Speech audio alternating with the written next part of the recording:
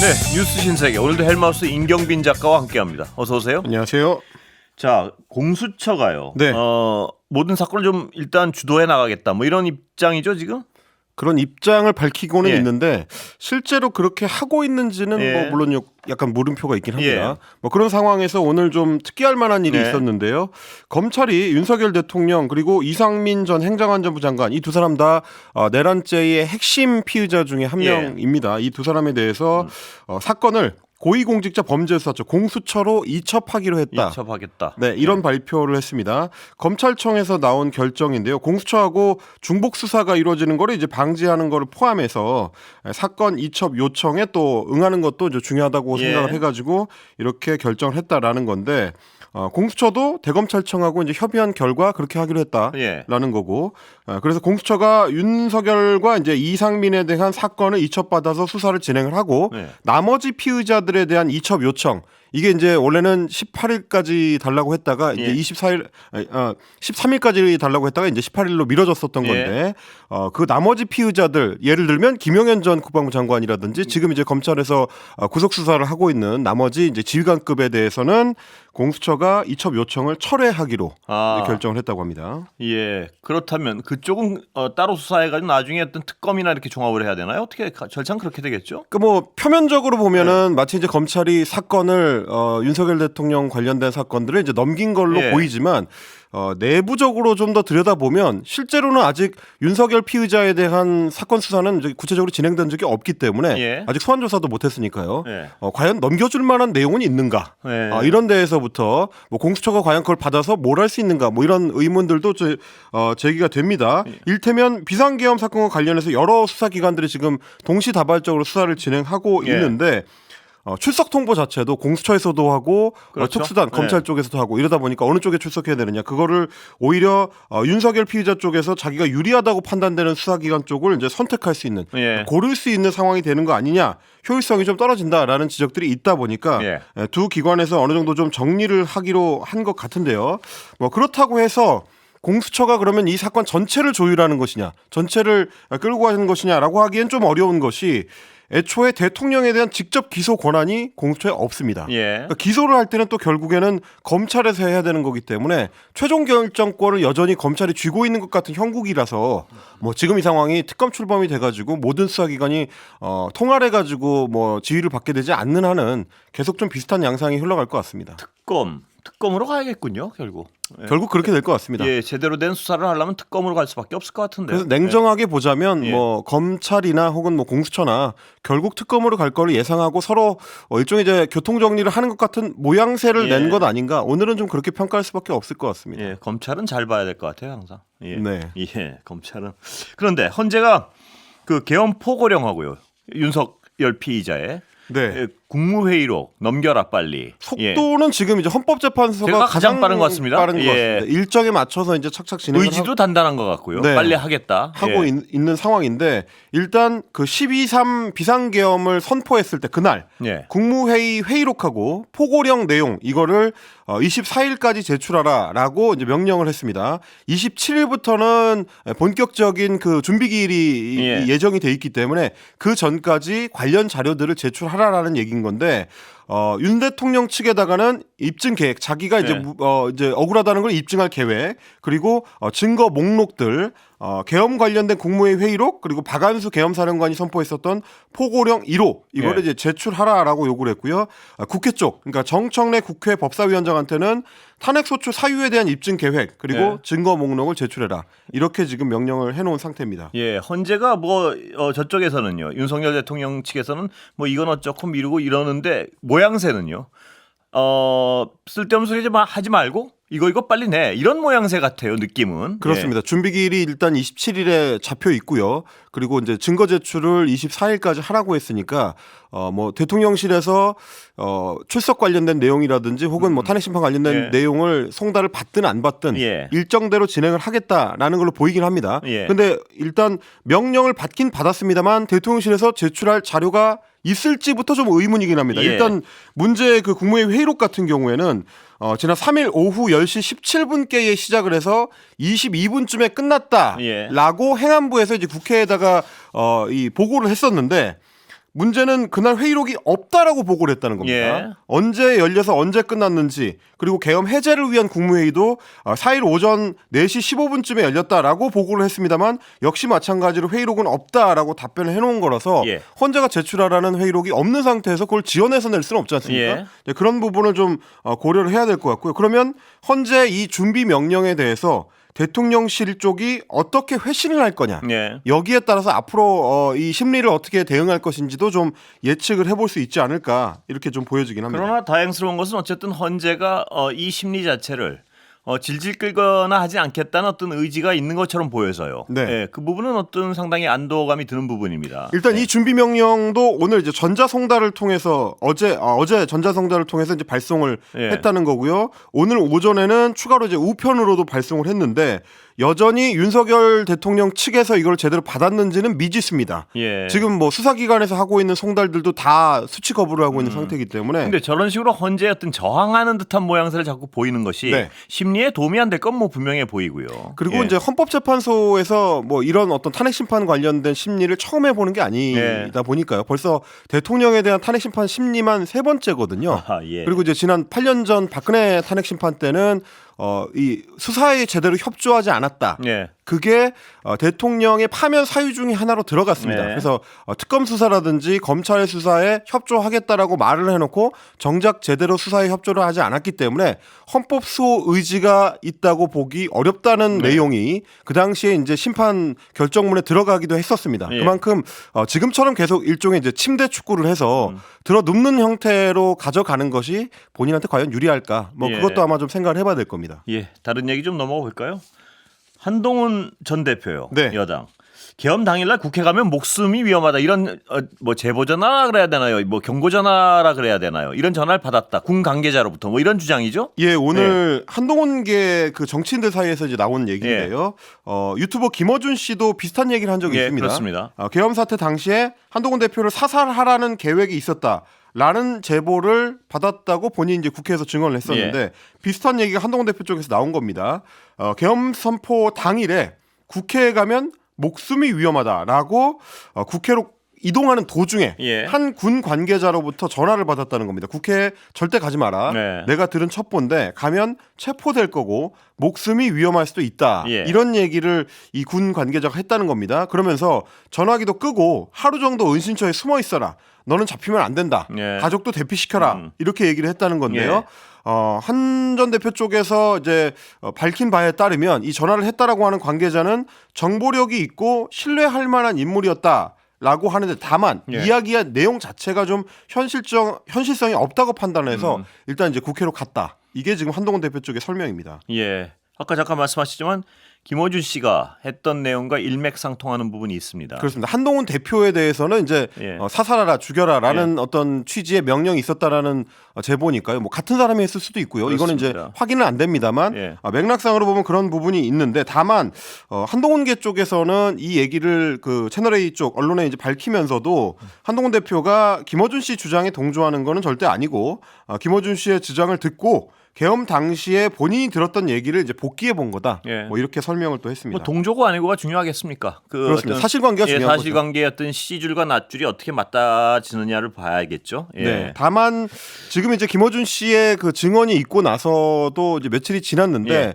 뭐 민주당 쪽이라든지 그렇습니다. 혹은 뭐 이제 수사하는 쪽에서나 이 사안 관련해서 이제 구체적인 진전이 있는 거는 아닌 것 같고요. 예. 그리고 대체적으로 저도 좀 취재를 해보면 제보 자체가 좀 이제 그 굉장히 내밀하게 이루어진 거고 예. 내용의 어떤 그 성격을 봤을 때 확인되기가 굉장히 좀 어려운 내용이긴 하다. 그렇습니다. 뭐 이런 얘기들은 대체적으로 하는 그리고 것 같습니다. 이 내란 수사가 본격적으로 시작되면요. 어떤 한동훈 대표 이 건도 뭐 들여다봐야겠지만 네. 이거보다 훨씬 중요한 거는 그 스스로 공격한다는 그 부분.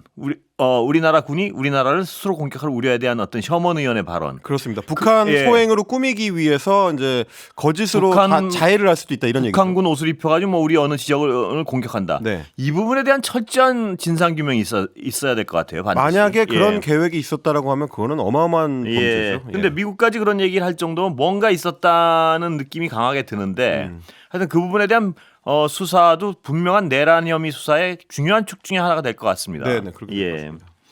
자, 여인영 전 방첩사령관이요. 네, 여인영 예. 방첩사령관. 지금 이제 검찰에 계속해서 이제 추가 진술을 내놓고 있는 상황인데요. 예. 구속된 채로 수사를 받고 있습니다.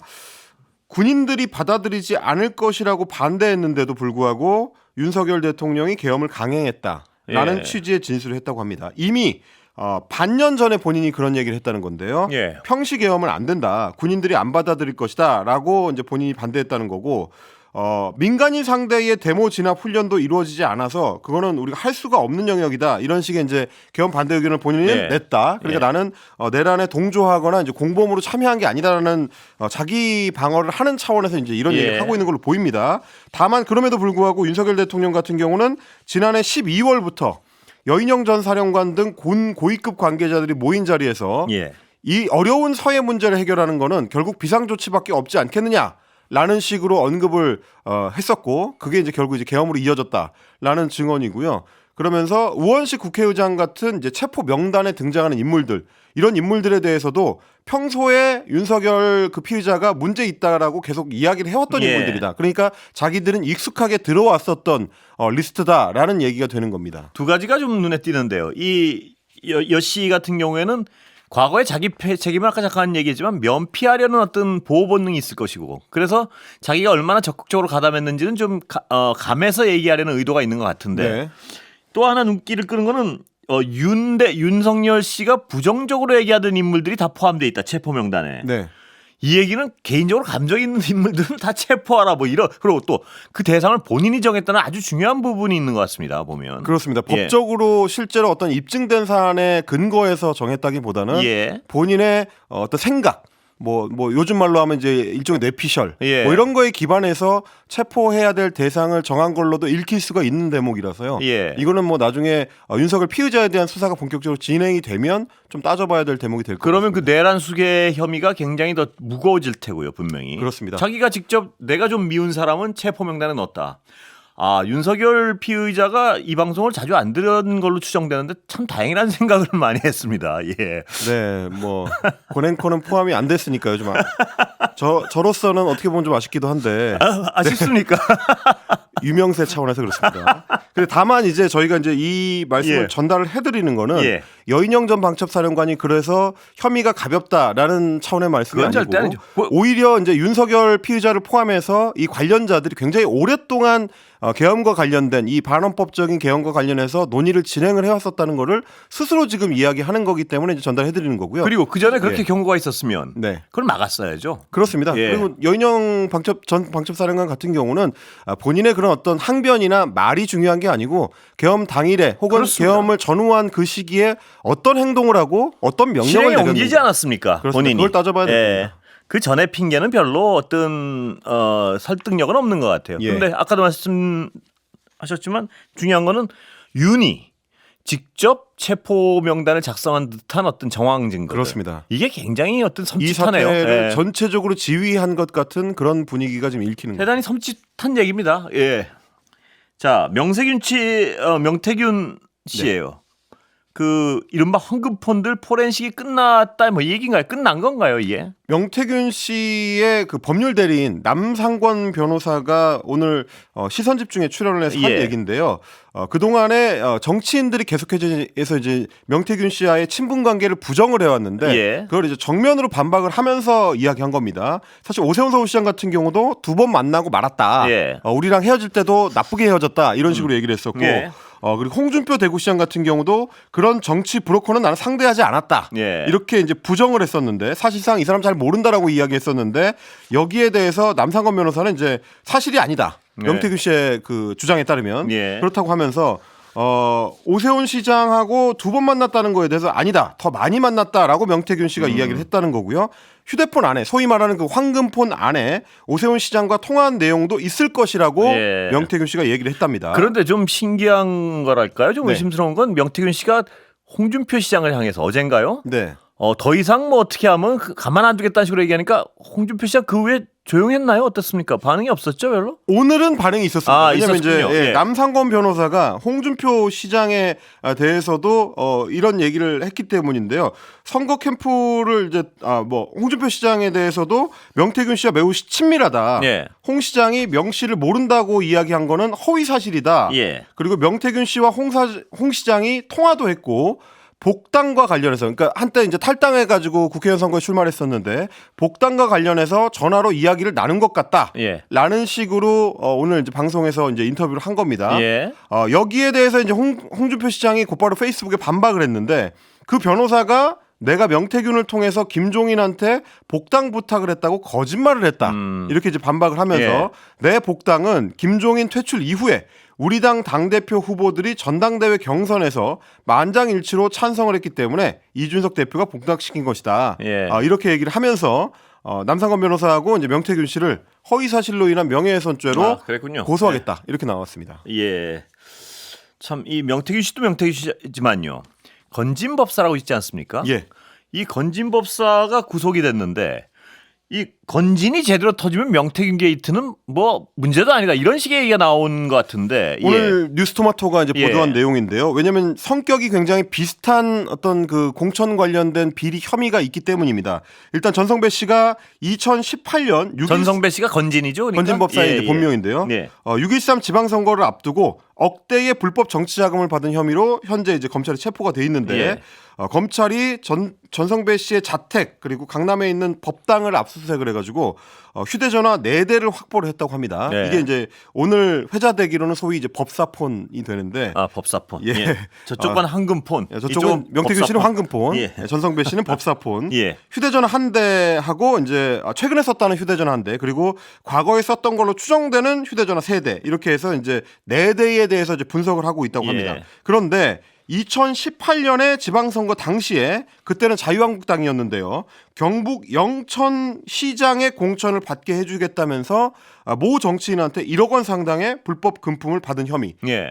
받고 있습니다. 그런데 이 사안뿐만 아니라 상당히 좀 다른 많은 건들도 있을 수 있다는 게 전성배 씨의 지인의 이게 지금 굉장히 증언이었습니다. 흥미로운 얘기인데요. 자, 이어가 보면요. 아까 네. 잠깐 얘기했지만 건진이 제대로 터지면 명태균 게이트는 귀여운 수준이다. 뭐 이런 말들을 하는데 이게 이제 뉴스토마토의 예. 취재에 따르면 전성배 씨의 이제 측근이 그런 얘기를 예. 했다는 거죠. 지금 건진법사 같은 경우는 강박적으로 뭐 휴대전화를 바꾸는 사람이라서 예. 한 달에 한 번 바꿀 때도 있고 4달에 한 번 바꿀 때도 있고 굉장히 좀 자주 바꾸기 때문에 검찰이 들고 간 게 이제 뭐 깡통폰일 가능성이 예. 있다라고 이야기를 합니다만 그러면 사실은 이제 안 걸렸어야 되는 건데 예. 과거에 썼던 휴대전화가 확보가 돼 있기 때문에 거기에 예. 어떤 형태로든지 증거가 남아있을 가능성이 있고요. 예. 그럼에도 불구하고 건진건이 제대로 터지면 명태균 게이트는 귀여운 수준이다라고 전 씨의 측근이 얘기했다는 건데 예. 근데 이제 그렇게 예상해 볼 수 있는 것이 제가 이제 좀 전에 설명해 드렸습니다만 2018년 지방선거에서 자유한국당 그러니까 국민의힘의 텃밭이라고 할 수 있는 경북 영천시장의 공천을 받게 해주겠다. 그러면서 예. 이 1억 원 정도의 금품을 받았다는 거거든요. 예. 근데 굉장히 유사한 사례가 명태균 씨의 본인 녹취를 통해서 예. 이 계엄 사태 직전에 내란 사태 직전에 터진 적이 있습니다. 소위 예. 말하는 이제 추경호 전 원내대표의 20개 사건이거든요. 예. 그때도 역시 마찬가지로 20억 의혹. 예. 그렇습니다. 예. 20억 의혹인데 그때도 역시 마찬가지로 이 여권의 대표적인 텃밭인 대구 달성 군수 선거와 관련된 예. 공천권이었고요. 시기도 2018년이었습니다. 예. 그러다 보니까 지금 이제 특히 TK 지역 중심으로 국민의힘의 뭐 이제 이 보수 정당의 공천을 받기만 하면 당선된다고 하는 지역에서 혹시 건진이라든지 명태균 씨 같은 이런 이 일종의 브로커들이 굉장히 광범위하게 활동한 것 아니냐. 예. 그리고 그 어떤 그 흔적들이 지금 휴대전화를 통해서 이 두 사람의 휴대전화를 통해서 확인되는 것 아니냐. 예. 이런 어떤 의문을 좀 품을 수도 있는 대목이고요. 그렇게 생각해 보면 왜 이 시점에 검찰이 갑작스럽게 예. 건진법사를 체포하면서 이 사안을 키우는가. 예. 명태균 씨와 관련된 얘기도 황금폰이 발견되면서 속도가 붙기 시작했는데 예. 건진의 지방선거 개입 문제가 왜 나왔는가. 예. 이런 거를 종합적으로 생각해 보면 여권 입장에서 상당히 좀 긴장할 수밖에 없는 수사 국면으로 흘러가는 것 같다. 그리고 이게 어떤 재밌는 것은 건진법사와 명태균 씨가 약간 그 공천 영향력 뭐 이런데 서로 자기 자랑을 하면서 약간 경쟁 관계에 있었던 듯한 느낌이에요 보면. 그러니까 실제로 이제 명태균 씨가 그 공개된 녹취에서 그런 얘기를 네. 한 적이 있거든요. 이제 김영선 전 의원에 대해서 힐난을 하면서 예. 김영선이 내가 공천 다 챙겨줬는데 건진이한테 바깥에 가가지고 이제 건진이한테 공천 받았다고 그랬어요. 하고 다닌다. 그러니까 경쟁 관계예요 일종의 보면 그 영향력을 서로 행사하려는. 적어도 예. 서로 뭐 서로는 모르겠습니다. 이제 예. 명태균 씨 입장에서는 의식하고 있었던 것 같다. 예. 뭐 이렇게 추정을 해볼 수 있겠죠. 그러니까 명진과 그 명태균과 건진은 약간 부류가 약간 비슷해 보이고 예. 천공이라는 사람은 약간 색깔이 좀 다른. 약간 종교적 느낌이 나는 사이비 종교적 느낌이 나는 그런 모양새고 좀 그런 것 같습니다 보니까. 뭐 실제로 이제 유튜버로 활동하고 예. 있는 천공인가 하는 사람 같은 경우는 뭐 과거에 뭐 판결 받았던 내용이나 예. 이런 걸 보면 이제 사이비 교주라고 판결문에 적혀 있는 예. 경우도 있었고요. 아 그렇게 적혀 있었나요 판결? 예, 그런 이제 판결문이 있었고 예. 다만 이제 뭐 건진법사 같은 경우만 하더라도 예. 지난 2022년 대선 때 윤석열 캠프에서 공식 활동을 했었던 그러니까요. 예. 일종의 이제 조직책 출신이거든요. 예. 그 당시에도 이제 네트워크 본부라고 해가지고 뭐 이제 전국적인 조직을 운영하는 사람 중에 한 명으로 이제 꼽혔던 사람이라서 예. 정치권 주변에서 계속 이제 활동해왔었던 인물이고요. 예. 명태균 씨는 뭐 말할 것도 없고 그런 차원에서 봤을 때는 지금 국민의힘 입장에서 지금 진행되고 있는 이 수사가 불똥이 과연 어디까지 튈 것이냐, 그렇습니다. 규모가 어느 정도가 될 것이냐를 좀 관심 있게 봐야 되는 대목이 아닌가 싶긴 합니다. 건진과 명태균이 자신들을 규정하기를 약간 책략과 비슷하게 규정을 하고 있는 걸로 봐서 그렇습니다. 둘 다 그리고 예. 선거에 개입한 것 같은 흔적이 지금 포착이 그걸 됐기 서로 때문에요. 또 자랑하는 듯한 모습이 있었고요. 네네. 그렇기 때문에 이것이 어떤 전화기에 어떤 내용이 나오느냐에 따라서는 또 한 번 풍파가 있을 네, 수밖에 없는. 폭발력이 클 수 있습니다. 예, 지켜봐야겠군요. 네. 검찰도 여러 가지 어떤 명태균 씨 아까 말씀하셨지만 명태균 씨 수사를 하면서 어떤 무기를 지게 될지 궁금해서 파보기도 할 거예요 아마 건진의 경우에. 이미 상당히 파악하고 있을 예. 가능성도 있습니다. 예, 검찰의 의도도 들여다봐야겠습니다. 네. 예, 여기까지 듣겠습니다. 임경빈 작가였습니다. 고맙습니다.